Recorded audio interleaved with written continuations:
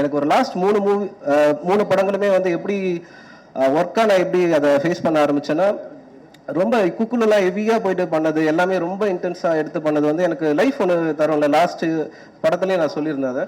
Life கொடுத்த ஒரு எக்ஸ்பீரியன்ஸ்லேருந்து நான் ஹேண்டில் பண்ண ஆரம்பித்தேன் கேமரா முன்னாடி நிற்கும் போது. ஸோ லைட்டாக ரொம்ப சட்டிலாக ஒரு மூச்சை வந்து எப்படி நம்ம இழுக்கிறோமோ அதை நம்ம மூச்சை இழுக்கிறோன்னு அப்படி இல்லாமல் அது பாட்டு போயிட்டு வந்துட்டு இருக்குல்ல, அது ஒரு விஷ் வந்துச்சு. அதை தான் ட்ரை பண்ணியிருக்கோம். அது பேசிக்காக தான் இருக்கும். அந்த பேசிக் வந்து ஃபண்டமெண்டலாக போகாது, பட் பேசிக்காக இருக்கும்.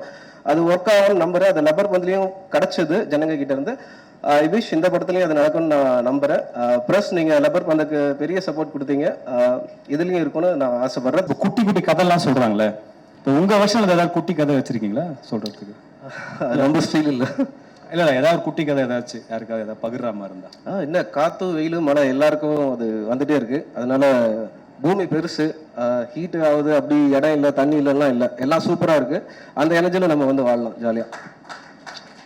இதை கொஞ்சம் புரிஞ்சு அதுக்கான அறிவு எனக்கு இல்லைன்றது இங்க பெரிய சிக்கலா இருக்கு. அது வீட்டுக்கு போனாலும் அதுதான் நான் சொல்ல வந்தேன். வீட்டுக்கு போய் யோசிச்சுட்டு இந்த காத்து மழை வெயில் ஓகே